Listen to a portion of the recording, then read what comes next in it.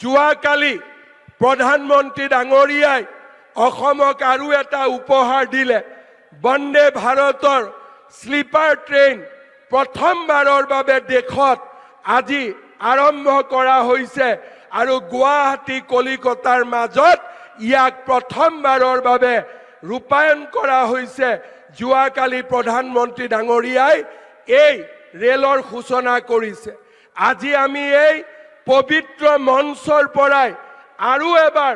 নতুনকৈ দুখন ৰেলৰ উদ্ঘাটন দেখা পাম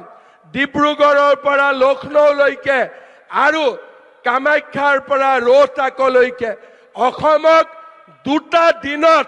তিনিখনকৈ ৰেল উপহাৰ দিয়াৰ কাৰণে আমি প্ৰধানমন্ত্ৰী ডাঙৰীয়াক আকৌ এবাৰ ধন্যবাদ জনাইছো সকলোকে মই অনুৰোধ কৰিম ডাঙৰ হাত চাপৰিৰে আমি প্ৰধানমন্ত্ৰী ডাঙৰীয়াক ধন্যবাদ আৰু আমি কৃতজ্ঞতা জনাম শ্ৰদ্ধা ৰাইজ মোৰ ভাষা নাই মই যেতিয়া মুখ্যমন্ত্ৰী হৈছিলো মই কল্পনা কৰা নাছিলো যে কেতিয়াবা ব্ৰহ্মপুত্ৰৰ ওপৰত এখনতকৈ এখন দলং নিৰ্মাণ হ'ব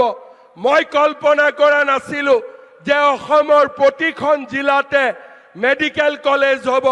মই কল্পনা কৰা নাছিলো যে অসমৰ প্ৰতিখন জিলাতে বিশ্ববিদ্যালয় হ'ব মই কল্পনা কৰা নাছিলো যে নুমলীগড় গহপুৰৰ মাজত টানেল হ'ব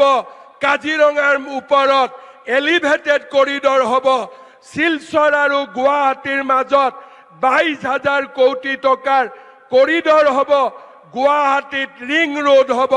কলিয়াবৰ আৰু বোকাখাতৰ মাজত এলিভেটেড কৰিডৰ হ'ব মা কামাখ্যা মহাপুৰুষ শ্ৰীমন্ত শংকৰদেৱ আৰু অসমীয়া ৰাইজৰ আশীৰ্বাদত আজি আমি অসমখনক এক নতুন দিগন্তলৈ লৈ গৈছো মই অসমবাসী ৰাইজৰ হৈ প্ৰধানমন্ত্ৰী ডাঙৰীয়াক কৃতজ্ঞতা জনাইছো কাজিৰঙাৰ বন্য জন্তুৰ পৰা অসমীয়া ভাষাক ধ্ৰুপদী ভাষালৈকে আপুনি আমাৰ জাতিটোক সন্মানিত কৰিলে বাগৰুম্বাৰ পৰা বিহুলৈকে ঝুমুৰৰ পৰা লাচিত বৰফুকনলৈকে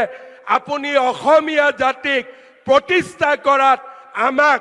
অদ্ভুত ধৰণে সহযোগিতা কৰিলে অসমীয়াই আপোনাক কেতিয়াও নাপাহৰে 2026 চনৰ নিৰ্বাচনত বিজেপিৰ চৰকাৰ গঠন কৰি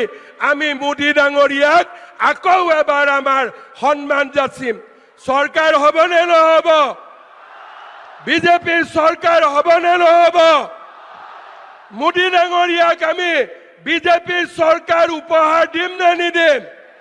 তেতিয়াহ'লে মোৰ লগত সকলোৱে ক'ব ভাৰত মাতা কি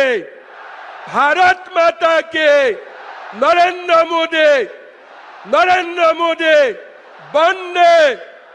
বন্দে বহুত বহুত ধন্যবাদ জয় হিন্দ বন্দে মাতৰম যিকোনো খবৰৰ বাবে যোগাযোগ কৰক আমাৰ এই নম্বৰত 9181 307 221